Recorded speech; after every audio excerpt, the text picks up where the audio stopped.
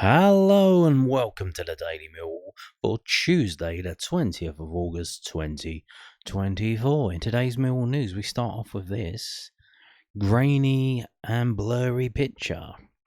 What is this? This apparently was posted. It was posted on a Millwall forum today.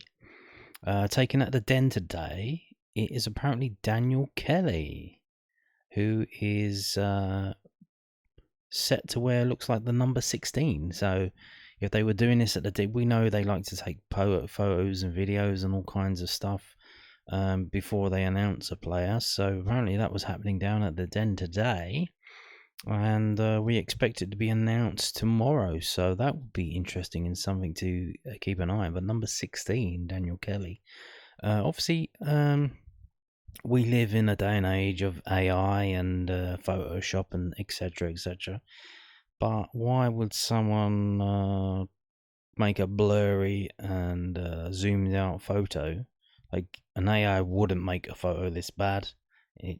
They're generally trying to make photos look good, and which is why when they do it and it fails, you can go, oh, this is AI, because that woman over there has got 7 fingers and 8 toes. So yeah, that's not quite right. So keep an eye out for tomorrow for Daniel Kelly to be announced on the OS. Now, moving on to this. Now, this is a kicker because this bit of news is from last night.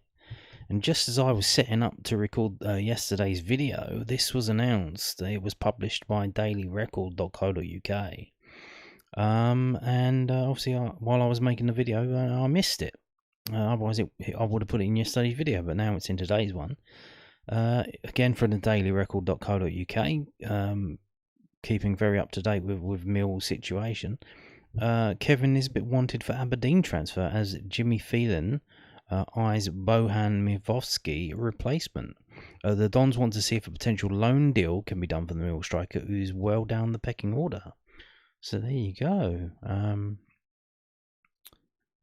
Aberdeen are keen on bringing Kevin Nisbet back to the Premiership. The Dons are interested in the Scotland international as a replacement for Bohan Mivovsky. Aberdeen want to see if a potential loan deal can be done with Millwall. The 27-year-old has fallen down the pecking order at the New Den, and it remains to be seen if the Lions will sanction a temporary transfer at this point. Boss Jimmy Phelan has been impressed with Nisbet and knows he has a proven record in the Premiership. Nisbet scored goals for fun in the top flight, and Phelan believes he could add to his 100% Dons. The move could also open a door for Nisbet to force his way back into the Scotland squad as one of the main strikers. He missed the Euros after coming back from injury. Aberdeen are also looking to bring in another central defender, and that seems to be the end of that story. So yeah, interesting that Aberdeen, they've got 100% record so far. They're doing very well in the league, and they're obviously looking to strengthen that and move on and try and do something in the league, maybe to try and break the hegemony that exists at the top of the league, with Celtic and Rangers always finishing first and second. So there you go. That is interesting. Now, so that was published late last night, 10 o'clock. I don't know why. Kind of a weird time to post it. Most news, I think, gets posted like 6 or 7 a.m. so that people on their daily commutes can read it, or while they're at the breakfast table, or maybe once they wake up and grab their phone while they're still in bed, they can read it. But this was posted at 10 o'clock at night for some reason. Maybe things have changed, and maybe they think that's an ideal time to post news now. I don't know. Maybe if they do that, then what happens is other news places pick it up and transmit it out, and it helps amplify it. Don't know, but there you go. Now, moving on to this. So we have had a response from Neil Harris about this. So this is from londonnewsonline.co.uk, the South London Press's website. Millwall boss comments on Kevin Nisbet striker linked with Aberdeen transfer. Millwall head coach Neil Harris has commented on Kevin Nisbet's absence from his matchday squad on Saturday. The Scottish striker did not travel for the 4-3 defeat in Bristol City, and Harris told the South London Press today that Nisbet, signed last summer from Hibernian, was unavailable due to illness and had not been in for training this week. Speculation has swirled around the frontman's future, with the Scottish media linking Aberdeen with a bid for the 27-year-old. The Lions are already short on frontline options, with Tom Bradshaw and Macaulay Langstaff the only senior players in that area. Our paper revealed that Middlesbrough's Josh Coburn is a target for the Championship side. Asked about Nisbet's situation, Harris told our paper, as always, it's not just about Millwall Football Club, it's about players as well, what their needs are. Yes, we're very light on players. Kevin wasn't with us at the weekend due to illness. I'm not sure if he'll be with us this week. We've got to get on with it, and there has to be different agendas in the game. Some players settle and some don't. I said back in May that naturally over the course of a transfer window there will be players coming in the building and players who want to leave for various reasons. And I don't expect that to be any different between now and August 30th. I expect and I hope there will be players in the building. I do expect one or two to leave the building for their own agendas. So, sick. He's sick or he's not sick. So he's swinging the lead. He's playing up. He's refusing to train. Because if you say you're sick and you're not, you're basically refusing to come to work. So Mill will have two options. So get him to hand in a transfer request then. If he wants to leave, hand in a transfer request. They could, if they want to up the ante, they could send the club doctor around to Kevin Nisbet's house and say, okay, you're sick, here's the doctor. Let him stick a temperature thing up your jacksie. And let's see how sick you are. No, we can't put it in your mouth because it's more accurate if we put it up your anus. I don't know, but that would be funny. Bro, if you want to leave, throw in a transfer request. Don't just say, I'm sick, if you're not sick. So there you go. He's refusing to train, refusing to play, and that's what it seems. So Neil Harris says he's injured, and then he goes on to say a load of other stuff that some players want to leave for their own agendas. Okay. So you put two and two together and figure out that maybe he's not really sick. Now, moving on to this, again with the transfers. Again, like I said, Daniel Kelly looks to be signing tomorrow.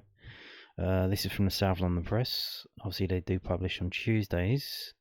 Mill boss Neil Harris has been assured of signings before the summer transfer window closes. So, is this going to be new stuff or the same old stuff? It's literally the same. We get this same article literally 2 times a week. Mill boss Neil Harris has been assured of signings before the summer transfer window closes. Mill head coach Neil Harris says he's been assured that there will be incoming deals before the summer transfer window closes at the end of next week. The Lions are set to wrap up the early signing of Celtic midfielder Daniel Kelly, 18, this week. So that looks to be set to be announced tomorrow, as I've just said. The Championship side had snapped up Kelly on a pre-contract agreement, which was set to kick in on January the 1st, but the two clubs negotiated a deal so that the teenager, who could not agree new terms at Parkhead, arrives now. Kelly is undergoing his medical today and will sign a long-term contract with the Lions. Harris has spoken repeatedly about the need for additions to his squad, with the only new outfield players added being centre-back Japhet Tanganga, who left Tottenham in the summer, and Notts County forward Macaulay Langstaff. How many times has he played it? He hasn't even played Tanganga. Yeah, I know he's suspended, I'm joking. At the weekend, there was clear frustration in his voice after the 4-3 defeat in Bristol City, in which he felt the host's stronger, best options tipped the match in their favour. I've seen. The reason why I said that about Tanganga, I've seen people say, "Why isn't he picking Tanganga? Why isn't he? Where's Tanganga? What's wrong with you, Harris?" It's like, bro, he's suspended for 3 games. Maybe subscribe to the channel and watch a few episodes. Asked if there would be any activity inbound before Saturday's game at Hull City, Harris told the South London Press, Dan Kelly will be the one who's in the building first. He's excited for the future. He's got potential to be a very good player.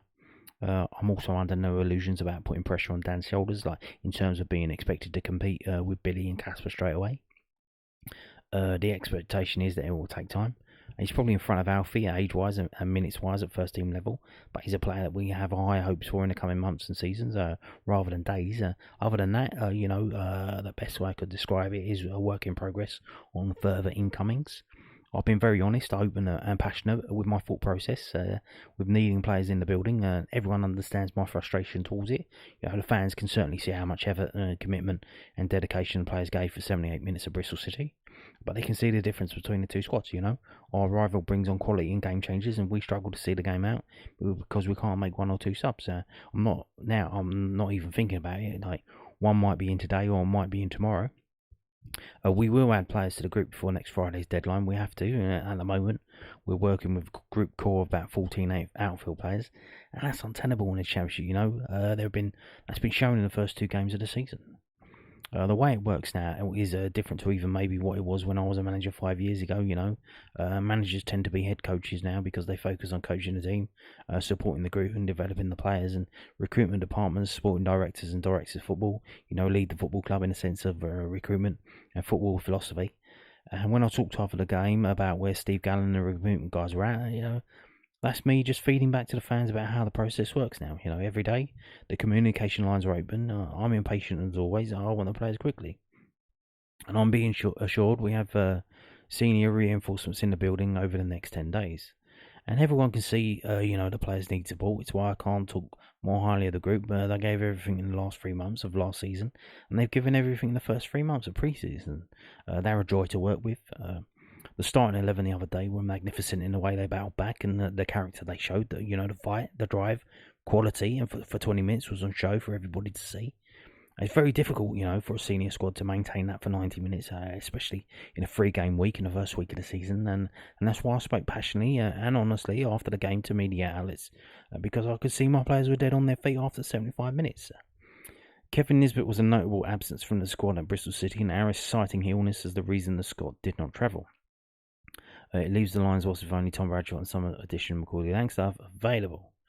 Harris talked after the 4-3 defeat at Bristol City about needing at least 3 players signed, a striker, wide man, and also another central midfield option. Oh, look at the squad on paper. We've got Tom, who did extremely well on Saturday again, and Macaulay, who we all understand is finding his feet at the club and also at the level, said Harris, expanding on the weekend comments. Kevin Nisbet, it's probably fair to say he hasn't quite got firing in the Millwall shirt, but also was ill and has been ill from training this week. And he highlights the lightness of the group, but in wide areas you need options as well. And I'm asking our attacking players to be such a threat going forward. And, Duncan and Romain have scored 5 goals in 3 games, and that's class, It's phenomenal. And they've been so good without the ball as well. But they need support and seniority around them to guide them and help them. And George Hunneman covered more distance than any Millwall player, has high speed and distance in the last 2 and a bit years on Saturday, and it just shows his level of dedication and qualities as a bloke and as a footballer to do that. But you need fresh legs and options in the top line. In the middle of the park as well, we're without Billy until possibly West Brom on October the 5th. He's penciled in date for his return to first team action, but realistically there won't be a push for him to start in that game, so we're looking at the middle of October or after that month's international break for Billy to be up and running fully. And we're very light with 2 central midfielders, players who are asked to press and drop and recover, press, get in the box and recover, and it was tough for George Saville 7 years ago when he was doing that, and it's tougher now. And that's just me talking really honestly and openly, so everyone can understand that I understand where we're at. I can see what everyone else sees that we need to add to the group. So there you go. That is a very clear clarification, because a lot of fans were alarmed by, I don't know if you heard it, I think it's on BBC Sounds, it was being shared on Twitter, Neil Harris's interview after the game with BBC. It was eye-opening, I should say. And this seems to be like a bit of clarification. Obviously, that was taken after the game. He was a bit upset at the defeat. But like he says, you need to remember in this day and age, you've got 5 substitutes you can use. And I said at the time when they brought that in, this would be a game changer. Because what teams would do, literally just, and they have been doing, and I think it's probably skewed it in terms of the quality of players that get signed now. Because I'm looking through the list of players that are available on free that will let go, and it's a lot of central defenders, and I think it's created an extra demand for forward players having 5 substitutes, because you can see every week you literally just change your front 4 or your front whatever you've got in front, like your 2 wingers and your 2 strikers, or like your wingers, your forward, and your attacking midfielder. You just change them after 60 minutes to get fresh legs on. And everybody's doing that. Nobody's changing the defenders. Nobody's saying, oh, the central defender looks knackered, let's take him off and bring on a fresh one. They're not doing that. We had to do it the other day, and it just kind of, like, immediately after we brought Danny Mack on to act as an extra defender, we conceded a goal. That's not really what you do. You bring on attacking options so that your opposite team needs to do more defending. That they can't just keep attacking and wearing down your central defenders. They have to do a bit defending themselves. So yeah, I think there's probably extra demand for attacking players now, even if it's just to sit on the bench, and we don't really have them. To be fair, to Tom Leahy, obviously he does exist. He's a real player. He does work hard as well, but obviously I don't think a lot of Championship defenders are going to be scared having Tom Leahy come on. But there you go. That's obviously this is quite good interview here for Neil Harris to offer a counterpoint to what he said the other day. Very interesting stuff there. Now, the under-21 game today, it did happen, and it was held at the Alan Higgs Centre, which I didn't know it was yesterday, but it is, and you could have attended the game for free. It was free entry, because it's basically like a leisure centre, to be honest. And there's first come, first served parking, so you could have went to this game. This photo isn't from the game because it's photoed from the den. So they won 4-3. So the under-21s win a 7-goal thriller away from home. Millwall under-21s side defeated Coventry City 4-3 in the Professional Development League on Tuesday afternoon. The Young Lions earned 3 points after an impressive attacking display at the Alan Higgs Centre. The Lions fell behind after just 18 minutes when Fabio Tavares fired the ball past Connell Truman to give the Sky Blues the lead. And this guy, Fabian Tavares, he's got a hat-trick, and he's a 23-year-old player, so he's an overage player. And he's in Coventry squad, but he hasn't really been playing for their first team that much. So there you go. So an overage player, and that's what we're up against. It was then Henry Hearn to the rescue as he found the back of the net just 10 minutes later to equalise for the Lions, calmly slotting past Bell in the Coventry goal. But shortly after the equaliser, Ben Drake was forced off through injury, being replaced by trialist A. That's not good. That's the new. If you don't know, Ben Drake is the new left back that we signed on a free from Sheffield United. Just 4 minutes after his first, Hearn then found the back of the net again, scoring for the third time in just 2 league games when he found the net at the second time of asking. Mill doubled their lead just seconds before half-time when Shamar Lawson met Alfie Massey's corner. His brilliant header hitting the back of the net. It was City's Tavares who managed to half the deficit when he grabbed his second of the afternoon, but Coventry's hope didn't last for too long, as just 5 minutes later, Rahis Bangora Williams restored the 2-goal advantage. Tavares managed to grab his third of the afternoon, but it was too little too late for the hosts, who couldn't find the equaliser. With next week's match being postponed until November due to the Lions and Sheffield Wednesday's involvement in the Carabao Cup, Millwall under-21's next match is a trip to Fleetwood Town in 2 weeks' time. Oh, so this is interesting. So we had the Portsmouth game. I wonder who asked for that. Was it us or them? Sheffield Wednesday or Millwall? Because we're not playing each other. We're playing Leighton Orient. I don't know if Sheffield Wednesday are playing. If they're playing a smaller team, maybe they're going to play some of their under-21s. So obviously someone's asked for the game to be postponed, which obviously on on the day of the Portsmouth game, we played an under-21 game.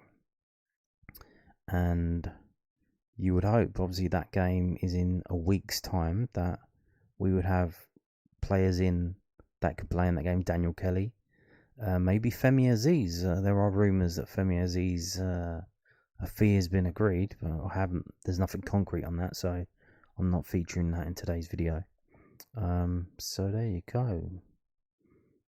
Next week's match has been postponed. Now, here we go. The team: Truman, Carl Smith, Drake, Massey, Ockley, Ollie Evans, Bangura Williams, Lawson, Leahy, Ahern, Celestine Charles, and the subs were Trialist B. So we're still on to the Trialist. Trialist B coming on for Smith in the 60th minute. Trialist A coming on after 30 minutes for Drake. Haywood coming on for Lawson in the 69 minutes. Baker coming on for Leahy in the 60th minute. And subs not used, Preswosny, the keeper. So there you go. Okay. So there you go. And now moving on to this. Kevin Nugent reviews Mill under-21s win. Kevin Nugent spoke to MillwallFC.co.uk following Mill under-21s 4-3 Professional Development League win over Coventry City on Tuesday afternoon. Henry Hearn, Shamal Lawson and Rahees Bangura Williams were on target at the Hallen Higgins? I thought it was Hallen Higgs Sports Centre, with the boss giving his thoughts on the success. Oh, it was an exciting game, he said. I think that goal came against the run of play, if I'm completely honest. It was a topsy-turvy game, but it was a good attacking performance, shape-wise. There's still plenty of work to do if we want to be defensive, solid, out of possession. Hearn grabbed his second and third goals of the season just minutes apart, equalising and putting his side ahead for the first time in the match. Oh, it's lovely when your forwards are getting goals. Equally as nice when the goals are coming from other areas too. But Henry certainly earned his 2 goals today. He worked hard and played brilliantly. There's a bit of transition period for us at the moment, and we've had some lads up with the first team, some lads out on loan, and possibly a few more changes over the next few weeks too. What is pleasing is that the lads are really adaptable and are used to change in personnel, and it's certainly going to be interesting to see the boys adapt to different formations and different styles over the season. So there you go. Some lads out on loan. There's only Kamal Grant out on loan, unless someone else has gone out on loan. Ooh. Without us knowing. Actually, are there any players missing from this team? Oh, Ockley's there. Yeah, I don't really know. Maybe one of the goalkeepers. Dylan Adai, Ethan Waddy, George Evans. I don't know. They were injured, so I don't know if they're coming back from injury. Maybe they're out on loan. But then you've got first team goalkeeper here. So there you go. Just want to say, no offense, but those are some gnarly looking legs. That's what a career in professional football does to your legs, man. Damn. Varicose veins, knee surgery. I don't know. Bruh, you think, oh, it's not easy, mate. It ain't easy. Like a lot of players, they come out at the end of their career and some of them they can barely walk. So it is not easy at all. Now, as if by chance, which I think it was, the Lions duo visit HAF MCT camp. I was talking about HAF camps yesterday on yesterday's video at the end. What is it? I had no idea what a HAF camp was. Well, apparently we're about to find out. This is from millfc.co.uk. So Mill Community Trust and Mental Health and Lions Living ambassadors Joe Bryan and Duncan Watmore visited MCT's holiday, activity and food camps at St Paul's Sports Ground. So that's what it means, holiday. It's because it's school holiday. Activity, so activities for kids on school holiday, and food. And they give them free food, because obviously kids would, when they're at school, if they're on free school meals, they get free food. And when they're not at school, that's an extra expense that the parent has to pay for them to get a free meal. So Millwall Community Trust free of charge HAF Camps run during the school holidays and are a great opportunity for children to have fun, improve their skills and make new friends in a safe and structured environment. The free HAF Camps are for children who receive free school meals, and every child receives a free hot lunch every day. I wonder, is it sausage and mash? Because generally, like, we used to have like quizzes at the den, and they would always sausage and mash. It's always sausage and mash. Brian and Watmore started their visit by taking part in a Q&A where the children were given the opportunity to ask questions they've always wanted to know the answer to.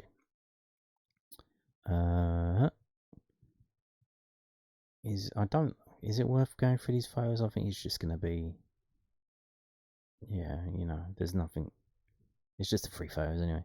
After this, the duo encouraged the children from the sidelines as the participants took part in the small-sided matches. Brian and Watmore then finished the afternoon by taking photographs with the children and signing autographs. Tim Sells, Millwall Community Trust Football and Sports Development Manager, said, "Oh, what an unbelievable afternoon for the children at St Paul's Sports Ground today. What a great experience for the children to have Joe Bryan and Duncan Watmore visit them during the holiday activity and food camps. Being able to provide opportunities such as these to local children is something we're all very proud of, especially for families within our community who may be suffering from financial hardship. Our aim is to make every day on these camps special for the children, and having the first team players come down certainly does that. Indeed. Certainly does. Very nice touch, I think they say. Nice touch. Also, we have Danny McNamara, who was off on his own at a different HAF camp. So Danny McNamara attends MCT's HAF camp. Danny McNamara visited Millwall Community Trust's HAF camp at the Lions Centre. Millwall Community Trust free of charge HAF camps run during the school holidays and a great opportunity for children to have fun, improve their skills, and make new friends in a safe and structured environment. The free HAF camps are for children who receive free school meals, and every child receives a free hot lunch every day, like we said. So basically, it's the same thing, but just with Danny McNamara. There's nothing new here. It's the same old, same old. Basically, what I've done, what I just said, and. To find out more about MCT's holiday camps, visit here. And I should probably click on that and see what pops up.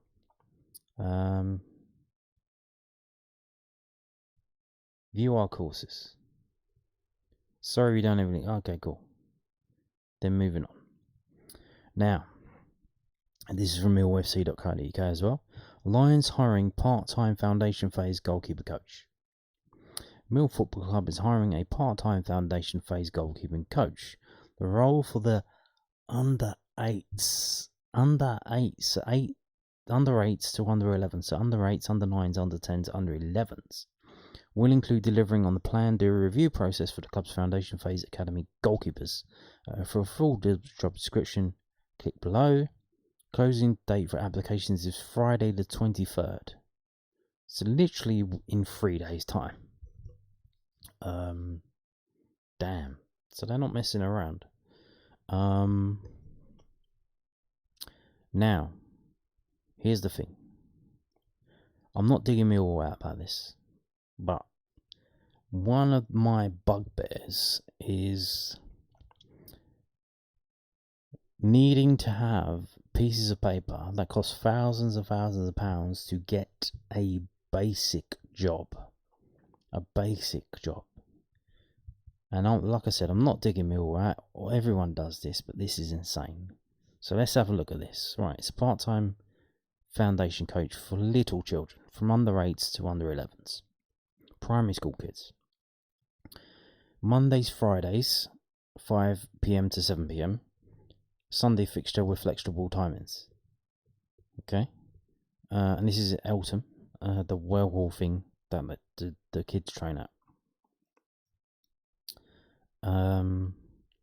An exciting opportunity has arisen for a highly motivated and enthusiastic part-time coach to join Millwall FC Academy. The role will include delivering on the planned review process for our foundation phase academy goalkeepers. A successful candidate will be responsible for implementing the how we play, how we coach, and how we support elements of the club's academy performance plan, along with implementing the visions and values of the academy and the club as a whole. The part-time role will involve flexible working hours in conjunction with the Academy's training and games programme. There will also be administrative tasks involved within the role in accordance with EPPB rules. These include keeping players' records up to date on the Sports Intelligence platform, developing and implementing individual player development plans, delivering performance reviews and attending CPD events put on by the Academy. This is an exciting opportunity for an individual to develop as a coach in an elite environment, helping us to install and lay down the foundations for the next generation of Millwall FC players. So like I said, like they're saying, it's an opportunity for an individual to develop as a coach in an elite environment. So it's an entry-level job, basically, that you basically use as a springboard to get other things, which is the point. Now, to be fair to them as well, they do say, like I said, I'm not digging the club out about this. Obviously, they have a way of doing it. It says desired. It doesn't say you have to have these. It says essential desired. I think some of these are essential in that a DBS is essential if you're working with children. That's just 100%. You can't mess around with that. Safeguarding children's certificate as well. Understandable. But this other stuff. Right. So obviously, must hold a UEFA B license. So I'm seeing all these things, right?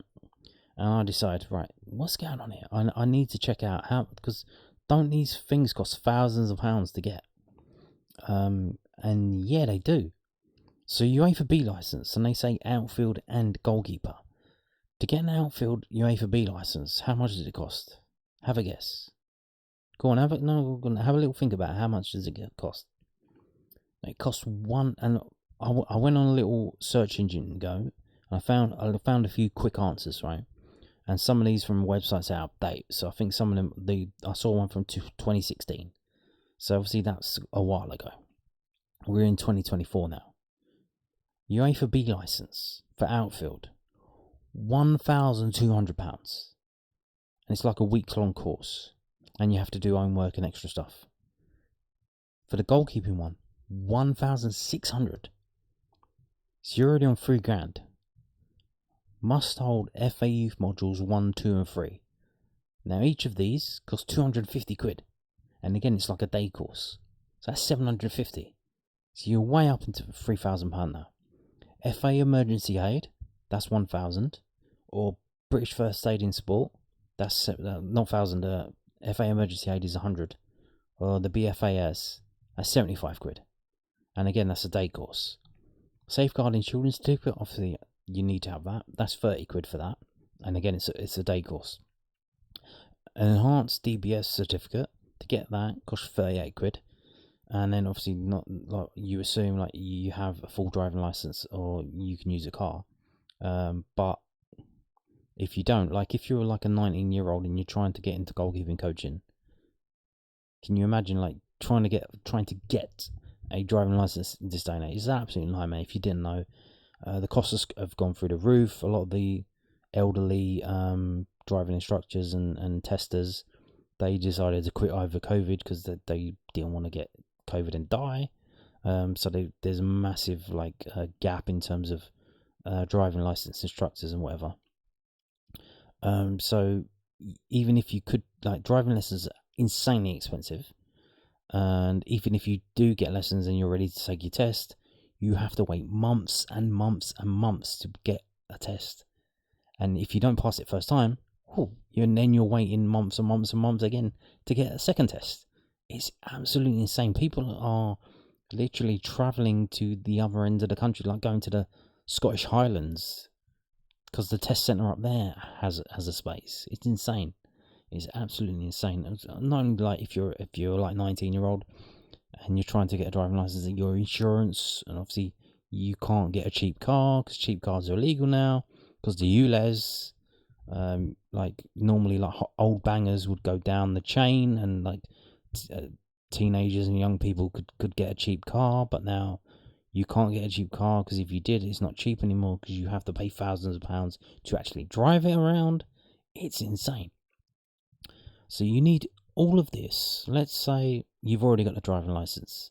All of the other stuff alone is going to cost you £4,000 in money, and then if you use the time that it takes to get it for a job, like I said, I'm not digging Millwall out. I understand what they're trying to say. This is an entry level job that you can then go forward into maybe working like the Andy Marshall's job. To work 2 hours on a Monday, 2 hours on a Friday, and let's say 4 hours on a Sunday. So 7 hours a week.